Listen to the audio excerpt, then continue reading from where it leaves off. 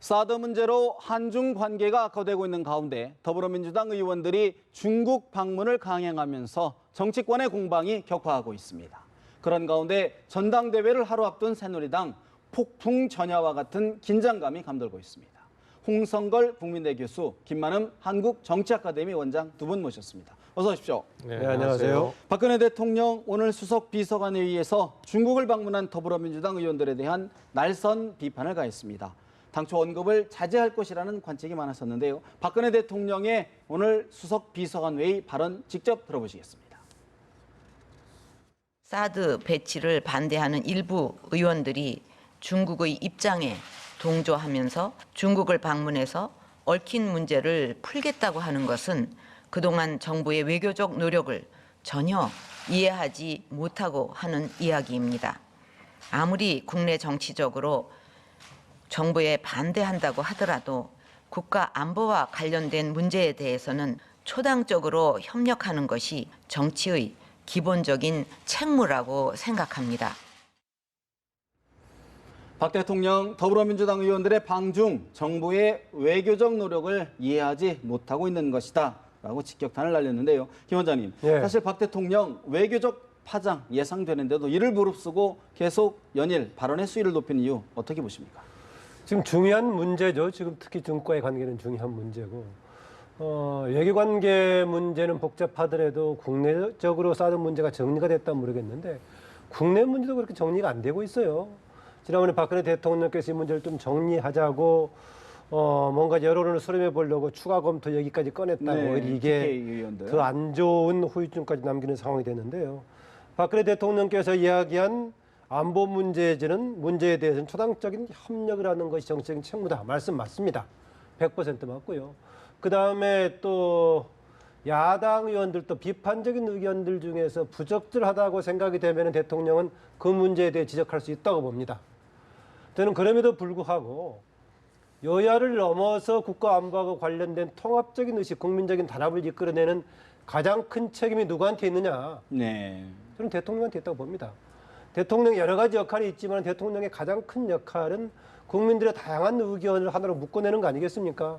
이 점에서는 비판하고 있는 야당 의원들도 자성할 필요가 있을 겁니다. 물론 또 이제 과연 박근혜 대통령 지적처럼 이번에 중국을 방문한다고 출국을 한 더불어민주당의 6명의 의원들이 중국의 입장에 동조하는 것인지 아니면 다른 생각이라든가 다른 역할을 하려는 것인지 이것은 좀 따져봐야겠지만 어쨌든 간에 박근혜 대통령의 원칙론적인 입장은 많지만은 그런 통합을 이끌어내고 거기에 대한 에너지를 소모하지 않고 국익으로 모아가는 쪽의 역할은 박근혜 대통령의 최고의 책임이다.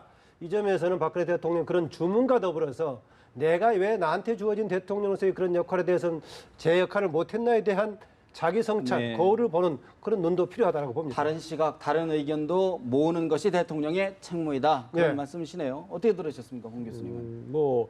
일반론으로서는 옳은 말씀이에요. 여러 가지 다양한 의견을 수렴을 해서 하나로 통합하는 것이 대통령의 역할이지요. 그런데 이 사드 문제는 그야말로 지금 뭐 아니면 도의 두 가지 중에 선택할 수밖에 없는 문제입니다.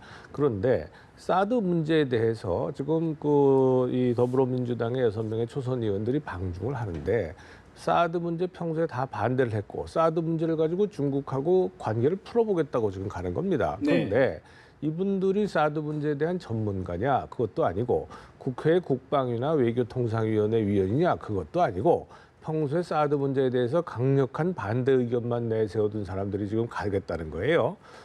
대통령이 이 사드 문제에 대해서 명확하게 오랜 고심 끝에 사실상 2년여에 걸친 고심 끝에 내린 결정이란 말이에요. 그러면 그 대통령이라고 하는 자리에서는요. 다른 사람들이 갖지 못하는 아주 고도의 가치의 정보를 갖고 있기 마련입니다. 그리고 그것을 통해서 그야말로 외롭게 국익이 무엇이고 국가의 지금 안보를 위해서 최선이 무엇이냐를 가지고 선택한 거예요. 그렇다면 지금 이러한 초선 의원 6명의 이러한 방중은 본인들 스스로는 무엇이라고 정당화할지는 몰라도 이것은 결코 정당화될 수 없다. 과거에 말이죠. 구한말에 우리 가장 이 매국노라고 표현한 이완용이라는 사람이 예. 친일파라고 그러잖아요. 을사오죠. 을사오적 중에 하나고 네. 친일파입니다. 그런데 그 친일파인 이완용이 뭐라고 하면서 친일 행각을 하고 을사 조약을 체결하는데 앞장섰느냐? 이것이 국가를 위해서 꼭 필요하다고 해서 앞장선 거예요. 자기 자신이. 그러면 대통령이 이렇게 오랜 고심 끝에 결정을 한 것이라면 네. 지금 그 분야에서 초선 의원들이 나서서 이렇게 중국에 더군다나 중국은 시진핑 주석을 비롯해서 관영통신 할 것 없이 모두 지금 한 가지 목소리만 내고 있는 거 아닙니까? 그렇다면 이걸 국론이 아직까지 내부에서 문제가 논란이 있는 문제를 가지고 중국하고 협상을 하고 중국하고 대중관계 풀어보겠다. 예. 6명이 이게 무슨 철없는 짓입니까? 외교 스스로가 문제는 스스로가 가슴에 손을 얹고 잘 생각을 해야 될 겁니다. 저는 부분적으로는 홍 교수님 지적한 야당의 초선년 6명 행보에 대해서 비판적인 요소가 충분히 있다고 봅니다. 때에 따라서는 국가 내부에서 이견이 국가 외교 전략의 용도로 써먹을 수도 있습니다. 경우에 따라서는요. 정부의 입장하고 다른 입장을 가지고 다른 나라를 압박하는 수단으로 쓸 수도 있는 것이죠. 정부가 역용할 수 있다는 말씀이죠. 경우에 따라서는 언론을 통원할 수도 있고요. 대표적인 나라가 일본 아니겠습니까? 특히 한일 관계 얘기할 때 보면 일본에서 공식적인 입장은 우리나라하고 거의 비슷한 입장처럼 얘기하고 있다가 다른 얘기는 언론을 통해서 한다든가 여러 가지가 있는데 그렇다면 이렇게 이견이 있는 상황에서 야당 의원들이 중국에 가서 어떤 역할을 할 것인가 예. 이게 쉽게 좀 가늠이 되지 않습니다. 요즘 시대 같은 경우는 중국의 현지 가서 하는 역할 못지않게 이미 국내에서 여기에 대한 입장을 가지고 표명을 해서 중국에 대한 압박이라든가 국익을 위한 활동을 할 수가 있을 것인데 현재까지 입장이 표명된 게 없죠. 이 점에서 굉장히 아쉽습니다. 현재로서는 예상할 수 있는 것이 지금 이제 근본적으로 북핵 문제가 관련되어 있기 때문에 예. 중국이 북한에 대해서 이 문제에 대한 좀 압박을 강도 있게 해서 실효성을 내놓는다면은 미국이 우리나라에게 사드 문제에 대해서 요구하는 부분을 해소할 수 있지 않겠느냐 이런 입장을 되게 얘기할 걸로 보이는데 예. 그런 입장이든 어느 쪽이든 간에 이번에 방북 목적에 대해서 국민이 공감할 수 있는 방향으로 국내에서 얘기를 해주고 본인들이 가서 무슨 역할을 할 것인가 뚜렷하게. 이런 입장을 분명하게 했으면 하는 것 굉장히 아쉬움이 있고요. 또 하나 이제 대통령이 2년간에 거친 고심 끝에 결정한 부분이기 때문에 충분히 좀 이해해 줄 수 있지 않느냐. 더구나 대통령 정도면 우리나라에서 일반 국민이라든가 다른 정치인들이 접하기 어려운 고급 정보를 가지고 있고 결정한 것이기 때문에 이해해달라는 것인데 저는 오히려요. 충분히 이해를 합니다. 그런데 대통령이 모든 정보를 가장 많이 알고 있고 가장 정확하게 알고 있기 때문에 나를 따르라는 식이 되어버린다면 굉장히 위험해질 수 있다는 거고요. 예. 또 하나 2년 정도의 고심했다면은 그 결과를 결정했을 때 어느 정도는 그래도 비판하는 사람들을 설득할 수 있거나 공감을 끌어낼 수 예. 있어야 되는데 계속 겉돌고 있는 상황이라면은 2년여의 고심을 했음에도 불구하고 최근 정리 과정은 뭔가 전략적이든 정책 집행 방식이든 간에 말끔하지 못했다는 생각이 듭니다. 이게 다른 문제라면 지금 말씀하신 것처럼 얼마든지 논의를 계속할 수 있고 설득을 위해 노력할 수 있어요. 그런데 또 대통령이 참 그동안에 소통에 여러 가지 문제가 있었던 것도 또 부분적으로 사실입니다. 그런데 국가 안보와 관련된 문제, 더군다나 사드 배치와 관련된 문제에서는 이거는 이 논의와 협상의 여지가 없는 겁니다. 이 여러 가지 말씀을 논의가 많은데 이 사드가 공격용입니까? 방어용이죠, 분명히.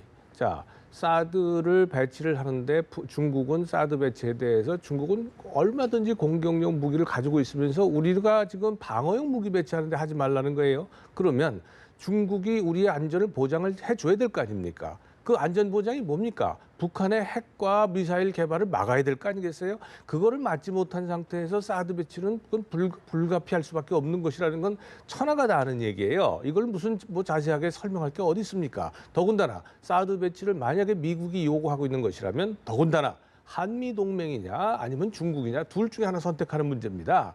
여기에 대해서 대통령이 결단을 내린 거고요. 대통령이 결단을 내렸다는 얘기는 우리가 국민들이 대통령을 뽑았을 때에 네. 이러한 문제에 대해서 대통령이 결단을 내리라고 그 권한을 위임을 한 거예요. 그런데 그 권한에 의해서 대통령이 결정을 했는데 거기에 대해서 지금 이해를 못하겠다고 아우성친다면 마치 이런 겁니다. 사드 배치 문제 자꾸 길게 얘기해서 죄송합니다만 한 가지만 말씀을 드리죠. 이런 거하고 똑같은 거예요. 우리가 지금 국가를 방어를 해야 돼요. 그렇죠? 사드 외에 다른 대안이 없는 거 아닙니까? 그런데 한 가지 사실은 있어요. 뭐냐 하면 우리도 핵무기 개발하는 네. 거죠. 핵은 핵으로 힘으로 억제할 수밖에 없는 겁니다. 이게 대량 살상 무기의 가장 근본적인 이 핵의 균형인데 그러면 우리가 만약에 핵무기 개발했다고 칩시다. 전혀 가정이지만 핵무기 개발했다고 우리가 배치할 수 있겠습니까? 사드 배치하는데도 국민들이 성주 군민들이 이렇게 반대를 해가지고 배치 못하는 나라에서 우리가 국가 안보를 지키기 위해서 핵무기 개발했다면 그 핵무기를 어디다 배치할 겁니까? 네. 누가 핵무기 배치하는데 동의하겠습니까? 그러면 동의 안 한다고 해서 핵무기 개발 안 하고 배치 안 할 겁니까? 우리 국가 안보에 필요한데 똑같은 얘기입니다. 국가적으로 보자, 큰 틀로 보자는 말씀이신데 예, 바로 그렇게 어려운 문제이기 때문에 리더십을 잘 발휘해야 되고 국민적인 통합의 구심점이 대통령이 있어야 된다는 얘기입니다. 특히 지금 이제 당연히 한미동맹의 차원에서 해야 된다는 부분 홍 교수 반복적으로 강조하시는 동의합니다. 그럼에도 불구하고 이제 한미동맹의 계속 지속적인 관계 속에서 동북아 정세 재편되는 상황을 어떻게 할 것인가 이런 어려운 문제가 있죠. 그럴 때일수록 어떻게 하겠습니까? 국내에 단합된 힘을 보여줘야죠. 그럼 대통령이 어려운 얘기 관계를 돌파하기 위해서는 국내에 뭔가 이걸 이끌어내야 되는데 네. 그 점에는 굉장히 아쉬울 수밖에 없습니다. 네, 아쉬운데요. 여기다가요. 또 하나 이제 거의 시기적으로 지금 한 4, 50년 전에 얘기가 딱 빗대지는데 그때도 69년, 70년에 괌 독트린, 닉슨 독트린을 계기로 바로 안보 문제를 전면에 내걸고 나왔던 게 뭐였습니까? 70년대. 철수죠, 주한미군. 그 논란이 되면서 나왔던 게 바로 유신체제 아니었습니까? 그래서 이제 안보가 당연히 모든 것에 전면에 앞서는 것은 맞는데 그걸 끌어내기 위해서는 국민들의 통합을 잘 이끌어내는 역할을 해야 되는데 네. 거꾸로 안보를 내걸고 다양한 의견들을 눌러버리는 그것은 오히려 본말이 전도된 방식일 수도 있다 그런 네. 생각입니다. 다양한 논리를 억누르는 게 아니죠. 또 억누른다고 누가 할 얘기 안 합니까? 지금 다 하죠. 그때하고는 완전히 다른 얘기고요. 지금은 우리가 이 대통령이 더 설득을 했느냐 못했느냐 리더십의 문제냐 이런 문제가 아닙니다. 무슨 얘기를 해도 사드 배치는 안 된다는 거 아닙니까? 그런 사람들하고 무슨 얘기를 더 하겠습니까? 설득을 할 수 있는 것도 네. 한계가 있는 거예요. 알겠습니다. 지금요. 네. 중국을 방문한 더불어민주당 초선 의원들 여당과 청와대가 오히려 정쟁을 몰고 가고 있는 것 아니냐라고 주장을 하는데 김영호 의원의 이야기 듣고 대담도 진행해 보겠습니다. 우선 어깨가 무겁죠. 이렇게 문제가 확대될 문제는 아닌데 이번 우리 중국 방문이 무산되면 이 모양새가 마치 대통령께서 우리의 중국 방문을 가로막는 듯한 모양새가 취해지면 이게 외교적 파장이 굉장히 크게 될 것이다. 그 과정 속에서 대표께서 뭐 안 갔으면 좋겠다, 뭐 만류한다 이런 할 수는 없겠습니다. 더불어민주당 김영호 의원 대통령이 우리의 중국 방문을 가로막는 모양새가 된다면 외교적 파장이 더 커질 것이다. 이런 논리를 냈습니다. 홍 교수님 어떻게 보십니까? 이미 더불어민주당의 초선 6명의 의원들이 사드 문제를 가지고 중국을 방문해서 의원 연결을 하겠다고 했을 때에 이미 이 문제는 이미 심각한 문제가 된 겁니다. 전 세계 어느 나라에서도 이러한 나라는 없습니다. 이러한 국회의원은 없어요. 미국이든 모든 전 세계 어떤 나라에서도 국가 안보 문제, 이 사드 배치와 같이 그 국가 안보에 직결되는 문제에 대해서 대통령이 결정한 거에 대해서 내부에서 반론이 있다고 해서 네. 그걸 가지고 상대방의 국가와 직접 협상하겠다고 그것도 외교 안보 분야도 아니고 초선 의원들이 때를 지어서 6명이 나가는 나라는 없습니다. 그렇다고 그러니까 그러면- 있을 수 없는 일을 하면서 예. 이거를 여러 군데에서 말리는데 더군다나 더불어민주당 내부에서도 지금 말리고 있는 거 아니겠어요? 경험이 있는 사람들이 말릴 때는 그만한 이유가 있어서 말리는 거 아닙니까? 그러니 저는 참 답답한 노릇인데요. 저렇게 스스로는 더 당당한데 저런 분들이 만약에 이번에 가서 중국에 지금 이용을 당해가지고 네. 이 중국의 논리를 지금 오히려 설파. 동조하는 전담하는, 이러한 네. 모습이 됐을 경우에 더불어민주당과 또 스스로 국회의원들 저 6분의 국회의원들은 무슨 얼굴을 들고 대한민국에 입국을 하겠습니까? 그렇지는 않다. 또 그분들 의원은 가서 의견을 듣고 전달하겠다라는 그런 주장을 하는데 원장님 어떻게 보십니까? 이제 오늘 아침에 갈 때는 가는 목적이 냉각된 한중 관계를 풀기 위해서 간다라고 했었는데 6명의 역할이 냉각된 한중 관계를 푸는데 도움이 될까? 지금 이 시점이 그건가? 라고 봤을 때는 제가 아쉬움이 있습니다. 앞서서도 말씀드렸었지만은 조금 더 지금 국내적으로 사드 문제를 둘러싼 갈등이 남아 있고 또 한중 관계, 외교 관계가 문제가 되고 있는데 여기에서 어떤 역할을 하기 위해서 가는 것인가에 대해서 사전에 정확한 목적과 역할에 대해서 조금 국민들이 공감 가는 쪽으로 정리를 해놓고 갔으면 모르겠지만은 자칫 이대로 가다 보니까 국내 사드 배치에 대한 반대 운동의 연장선상에서 가는 것처럼 돼가지고 예. 저는 그동안에 갈 수는 있는 것이지만은 가는 과정 속에서 목적과 역할에 대해서 국민들에게 전달하지 못했고 공감을 확보하지 않는 상태에서 못한 상태에서 가는 것은 지금 적절한 의원 외교라고 좀 보아지지 않습니다. 않는다. 그렇다 그러면 일각에서는 여야 의원들이 동반으로 가면 좀 낫지 않나는 의견이 나오는데 남경필 지사가 그런 얘기를 했는데요. 남경필 지사의 이야기 잠깐 들어볼까요? 결국 이렇게 국회의원님들은 개인이 아닙니다. 이런 위중한 때 이분들 한 분 한 분의 발언은 꼭 거의 우리 국민들을 대표하는 발언처럼 받아들일 수 있고 또 상대방이 그렇게 언론에서 대서특필할 수 있기 때문에 예. 이때는 정말 신중한 발언을 해야 되고요. 지금 자칫 그냥 뭐 학자들 만나고 이러시는 거야 조금 지금 급한 일일까요? 그렇게? 예. 저는 그거보다는 오히려 여야가 힘을 합해서 국익을 위해서 중국의 중요한 의사결정자들을 만나고 예. 설득하는 게 중요하다고 생각합니다. 지금 남경필 경기지사가 이제 여야가 같이 해서 좀 목소리를 모아서 가는 게 좋다라고 하는데 어떻게 들었습니까? 새누리당 오히려 굉장히 강도 높은 비판을 하고 있는 상황인데요. 예, 같이 갈 수 있다면 저는 괜찮은 방법이라고 봅니다.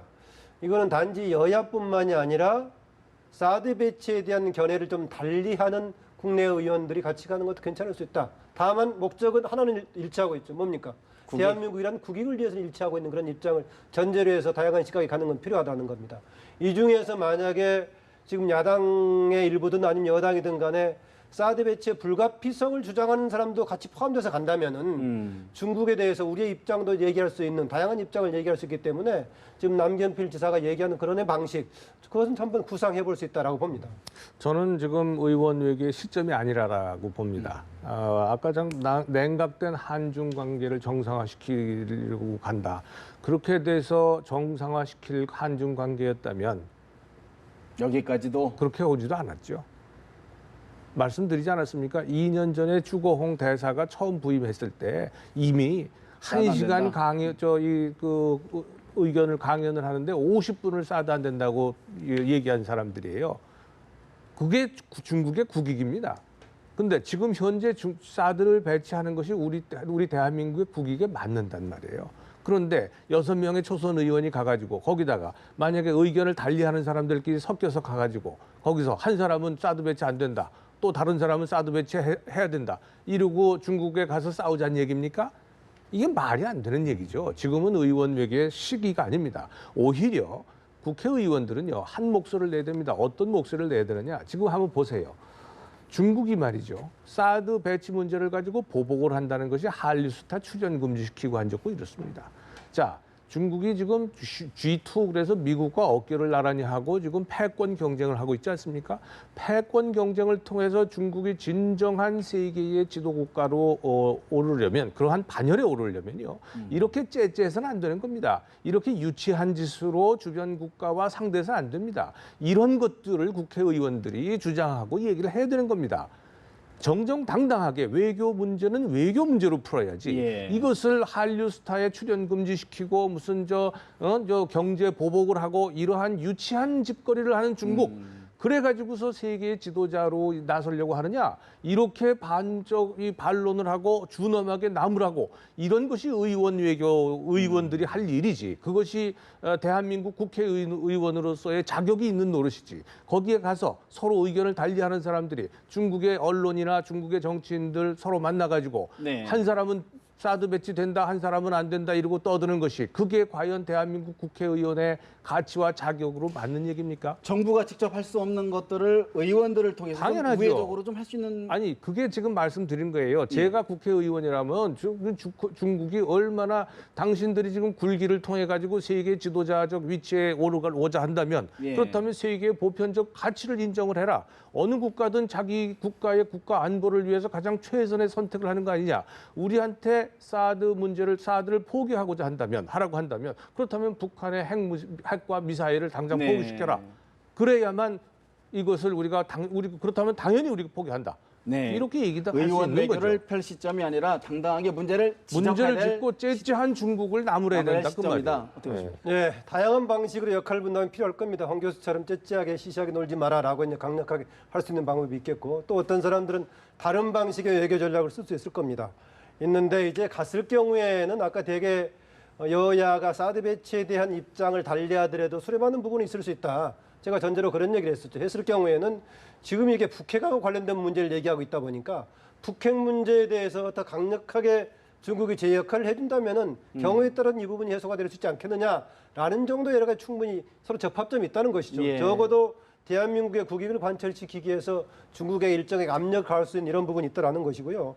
또 하나 이제 홍 교수께서 이제 이것이 국익을 위한 것이라는 것이 이제 모두 일치가 되는 것처럼 얘기하는데 갈등의 상당의 요인은 이게 오히려 지금 대한민국의 현실적으로 보다시피 국익을 오히려 망가뜨리고 있지 않느냐 이런 의견도 있기 때문에 국익에 이런 대한 것에 생각이 대한 다를 수 있다. 뭔가 조금 그 국익에 대한 일생각 관철시키는 방법뿐만이 아니라 여기에 대한 현실적인 인식도 달라서 이 부분에 대한 조금 더 조절할 필요가 저도 있습니다. 그렇게 생각하는 분들이 계시다는 거 알고 있습니다. 뭐 과거에 국제 정치하신 분들도 그렇고 또 지난 노무현 정부에서 통일원 장관 했던 사람들도 통일부 장관 했던 사람도 그런 얘기를 하는 걸 제가 듣고 알고 있어요. 그런데 저도 정치학을 한 사람이고 정치학 박사에서 30년 넘게 지금 공부한 사람입니다. 이해가 안 됩니다.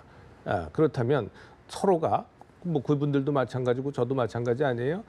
서로가 이렇게 우리 같은 전문가 수준에서 논의해도 이해가 안 되는 것은 이것은 타협이나 협상이 될 수가 없는 겁니다. 그리고 서로가 설득시킬 수가 없는 문제입니다. 이렇다면 국민들이 뽑아준 대통령이 국익을 위해서 선택했다면 그것이 옳은 길이다라고 믿고 우리가 이구동성으로 나가야 된다 이 말이에요. 적어도 대외적으로는 내부에서 얼마든지 우리가 내부적으로 논의를 할 수 있을지언정 밖의 외교 관계에서는 그렇게 얘기해서는 안 된다라고 하는 것을 말씀드린 겁니다. 네, 논리적 합의가 이루어지지 않는다면 대의민주주의를 통한 절차를 그렇죠. 따라야 된다. 네. 그렇게 한번 정리를 하고요.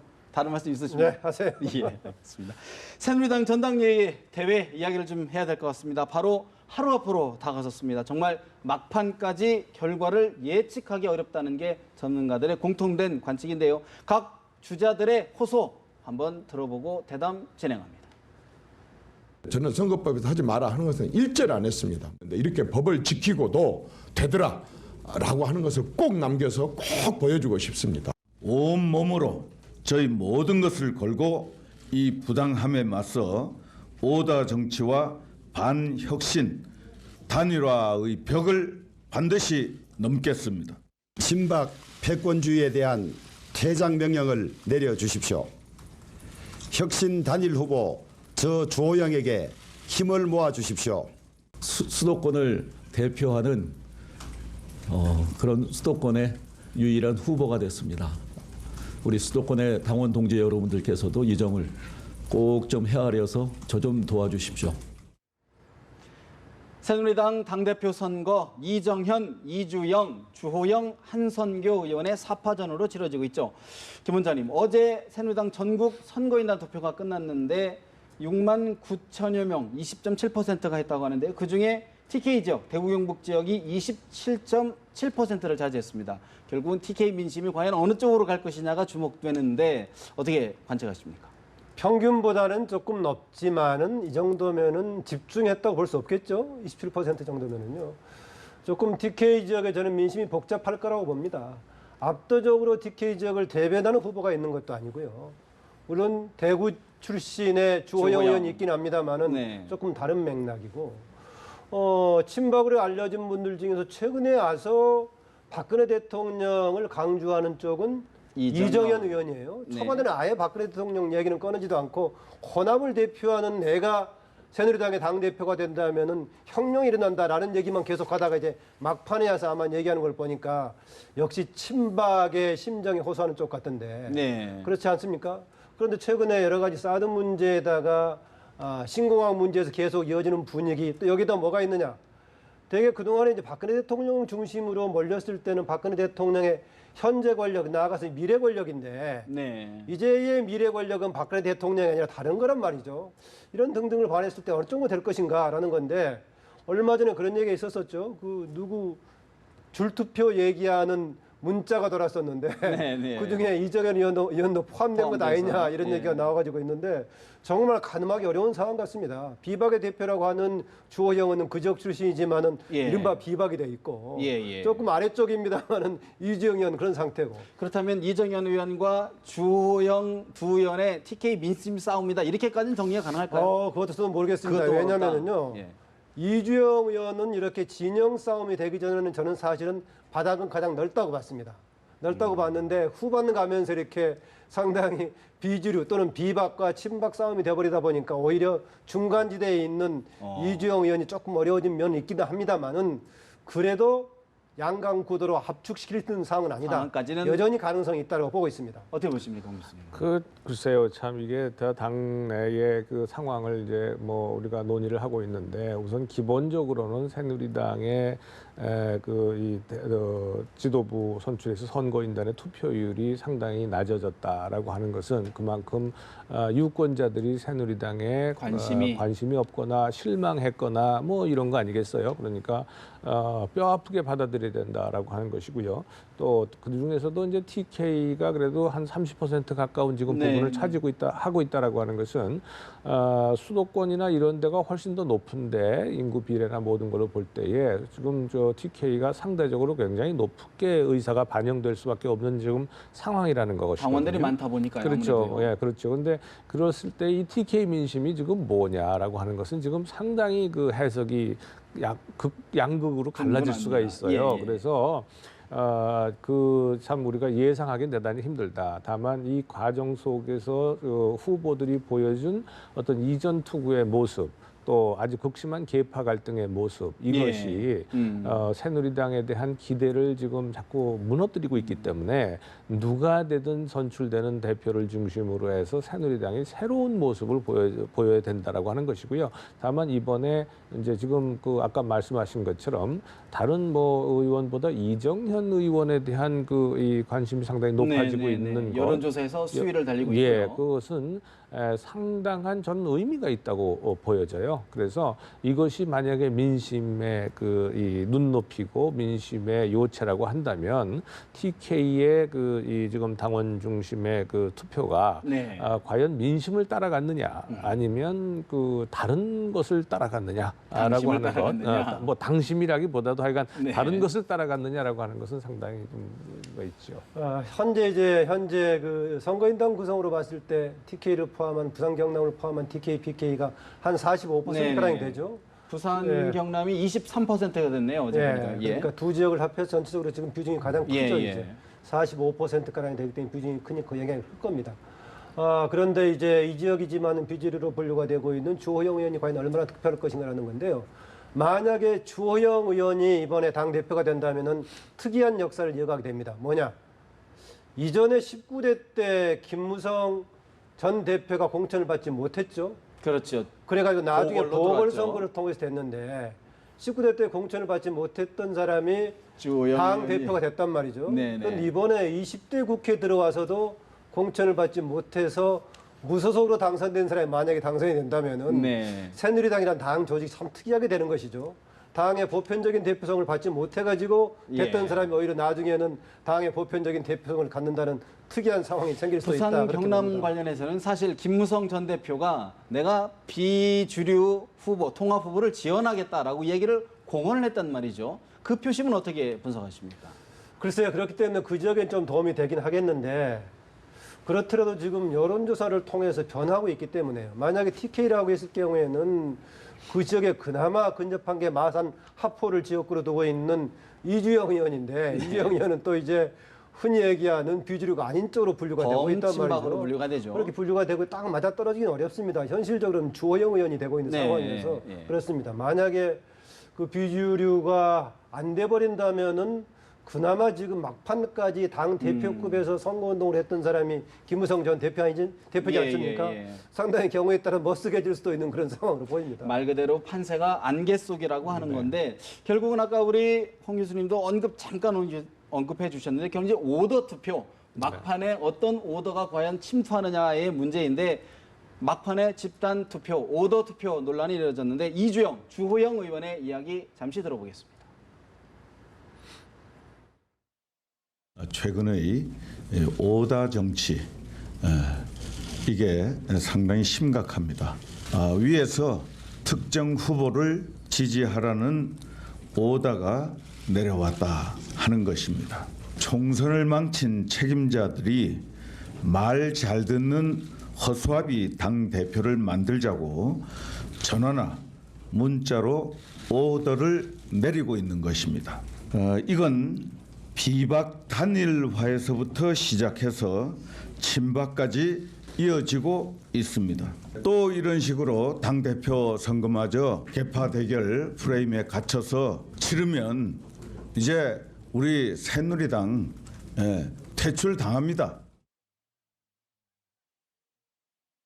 우선 친박계는 1번 이정현 후보를 찍으라고 아마 오다가 내려간 것 같습니다. 예. 그리고 비박계는 아마 저를 도와주면 좋겠다는 문자가 나간 것 같은데요. 친박은 지금 오다를 내린 주체가 드러나지는 않습니다. 짐작은 할 뿐인데요. 예. 새누리당에는 사실 개파로서는 친박계밖에 없습니다. 예. 거기는 진짜 오다가 맞지요. 누구 찍으라 하면 딱 거부하지 못하고 찍는 그런 상황이고. 예. 그러니까 비박에서 누구를 찍으면 좋겠다는 것은 호소이고 예. 개혁 동참 요청이지 그걸 오다라고 보기는 좀 어렵습니다. 사실은. 범친박계로 분류되는 이주영 의원, 오더 정치가 상당히 심각하다. 비박 단일화부터 친박까지 모두 이어지고 있다라고 주장을 했고요. 주호영, 친박계가 이정현 후보를 찍으라고 오더가 간 것 같다. 비박계는 사실 무슨 체계를 갖추고 있는 개파가 아니다. 오더가 없다라는 말씀인데 홍 의원님, 아니 홍 교수님. 네. 선거 갑자기 위원을 만들어. 죄송합니다. 아니 앞으로 되는 모양인데. 아니 의원이 아니라 위원이라고. 알겠습니다. 네. 선거 막판 사실 오더 투표 굉장히 지금 지난 선거까지만 해도 사실 그런 게 있었다라는 게 네. 공공연한 비밀이었는데 네. 어떻게 보십니까 이번 선거? 사실은 뭐 언제나 있는 거죠. 저게 언제나 있었는데 근데 선거의 결과를 보면요. 전당대회 결과를 보면 지금까지 보면 그 오더를 한쪽의 의사대로 된 적이 거의 없는 거예요. 특히 지금 지난 김무성 대표 때도 그랬고요. 그래서 지금 그 이주영 의원을 비롯해서 한선교 의원도 마찬가지고요. 오더 투표 그래서 자꾸 이제 비난을 하고 거기에 대해서 이제 그 의사를 표현을 하는데 네. 오히려 그 오더 투표에 덕을 보면 받지 아마 손해를 보진 않겠다라고 하는 것이 제 판단입니다. 누가요? 오히려 아니 그러니까 지금 오더 투표를 비난하는 하는 분들이 오히려 그래서 지금 이 정권의 이제 뒷부분에 이렇게 지금 행해지는 전당대회에서요. 누가 오더를 한다. 친박이든 비박이든 오더를 한다는 것이 그렇게 쉽게 먹히지 않는다. 또 이 오더를 받는다고 하는 사람들도요.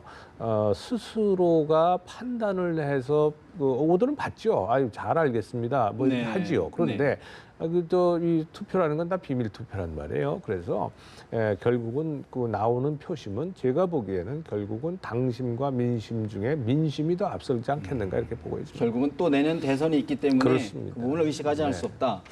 김 원장님, 사실 지금 그전까지만 해도 1인 2표제에서 한 표는 오더, 한 표는 내 거 이렇게 하는 경우가 많았는데 이번에는 1인 1표제란 말이죠. 네. 어떤 영향이 있을까요? 그래서 이른바 그 전략적인 배제라는 건 불가능하죠. 사실은 한 표는 자기가 좋아하는 사람 찍고 다른 한 편 누구를 막기 위해서 찍고 이런 거는 한 표이기 때문에 그건 불가능한데요. 오더 이런 요건이 있을 겁니다. 당 대표들에 관한 논란은 지금 연합뉴스를 포함해서 자주 반복적으로 되기 때문에 대개 이제 선택의 여지를 상당히 충분한 정보가 있는데 최고위원급들은 네. 정보가 없기 때문에 줄투표 차원에서의 오더는 좀 먹힐 가능성이 있다라고 봅니다. 그 효과는요. 이렇게 그 효과는 좀 있을 걸로 보고 만약에 홍 교수 지적처럼 오더에 따른 것보다는 민심을 반영할 가능성이 크다라는 저도 그렇게 봅니다. 특히 당대표 선출 정도는 대개 그동안 보면 민심이 반영되는 정도였습니다. 예. 당에서 개별적으로 공천하는 과정을 그냥 찍어서 누구 해줄 수가 있는 것이지만은 당 대표 정도는 반영할 거다라고 민심을 반영할 거다라고 보고 있고요. 만약 그게 아니고 오더의 효과가 있다면은요. 이런 방송 자체가 사실은 확대 재생산해주는 역할을 하는 거 아니겠습니까? 일반인들 잘 모르고 있다가 보도 보니까 저런 오더가 누구를 있더라. 찍으라고 오더가 나왔다고 알게 돼가지고 내일 전대 현장에서까지 작동할 소지가 있는 거죠, 사실은요. 오히려 반대로 작용할 수도 있죠. 그렇습니다. 만약 민심이 반영, 그렇죠. 얘기한 대로 네. 민심이 반영된다면 반대로 작용할 수도 있고요. 그렇다 그러면 이제 전당대회 내일 투표까지 이제 얼마 남지 않았는데 막판 변수가 있다 그러면 어떤 부분들이 막판 변수가 될까요? 역시 저는 결정적으로요.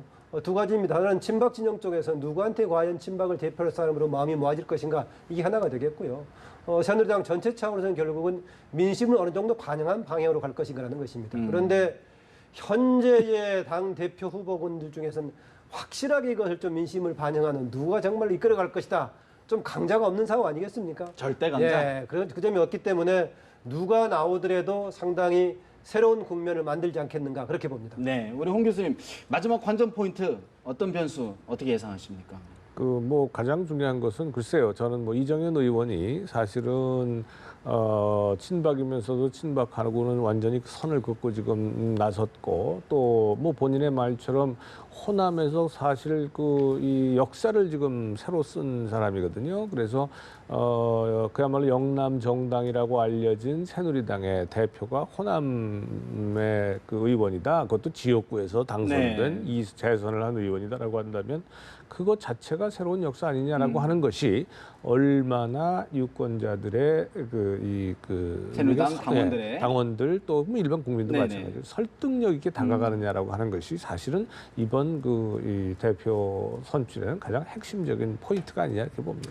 사실 새누리당 못지않게 더불어민주당의 전당대회 역시 굉장히 판세가 혼전을 거듭하는 것 같습니다. 특히 사드 문제 등 후보들이 굉장히 의견 차를 보이고 있는데요. 추미애, 김상곤, 이종걸 후보들의 이야기를 이어서 들어보겠습니다.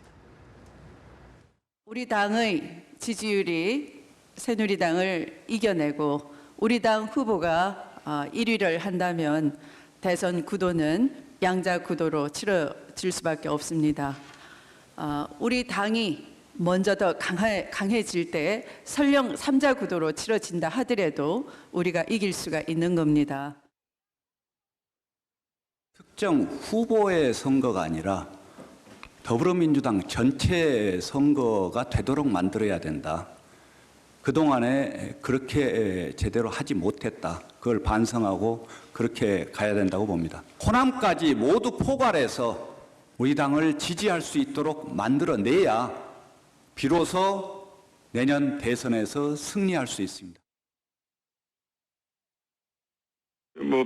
이번 전당대회 결과를 보고 좀 더 구체적인 결단을 하시지 않겠나 이렇게 생각합니다. 아무튼 공정한 경선 보장에 대한 우려를 많이 가지고 계신 건 틀림없는 것이라고 보고요. 예. 만약에 제가 당대표가 되면 당이 아주 달라지는 신호라고 보고 좀 더 당에 합류하는데 좀 더 적극적으로 움직일 가능성이 커지는 건 아니냐.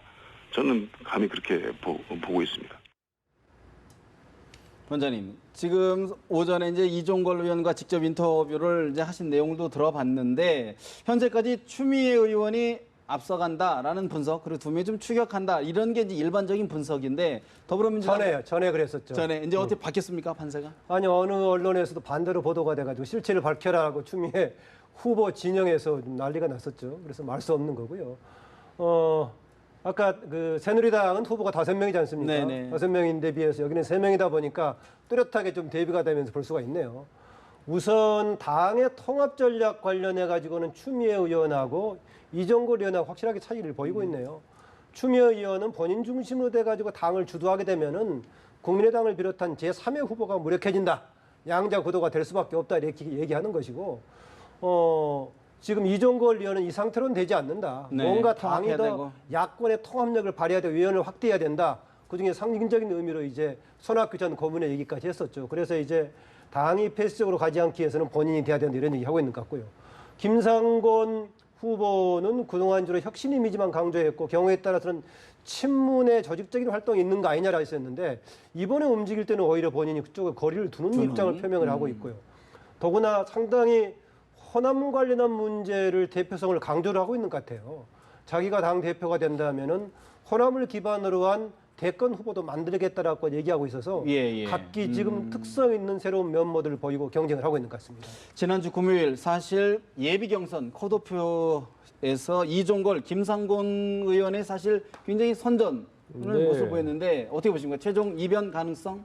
글쎄요, 이게 참 이 결과가 어떻게 나올지는 알 수가 없어요. 송영길 의원이 저렇게 탈락된 걸 보면 뭐 섣불리 예측했다가 또 반대로 나오고 그러면 그것도 그야말로 망신스러운 일 아니겠습니까? 근데 이번 경우도요, 사실은 알 수가 없을 것 같아요. 여기도 지금 민주당도 다만 더불어민주당도. 근데 저는 이번 경선을 양쪽 정당 다 양대 정당을 다 보면서 느끼는 게 참 우리 국민이 좀 불행하다는 생각을 했어요. 왜냐하면 아니 도대체 이 논의를 하는데 과정에서 말이에요. 전부 다 왜 내가 돼야 되느냐를 얘기할 때 서로가 상대방을 비난하거나 또는 무슨 누가 오도 투표를 했다 뭐 이런 얘기만 하고 있고요. 또 내가 돼야 예컨대 대선 내 그러니까 정권을 잡을 수 있다 뭐 이런 얘기만 하는 거예요. 그런데 도대체 왜 국민들이 이 정당에 여기에 관심을 가져야 되고 왜 더불어민주당에 찍어야 되고 왜 새누리당에 찍어야 되고 하는 도대체 국민들에게 내놓는 메시지는 전혀 없는 거예요. 더군 당원은 말할 것도 없고.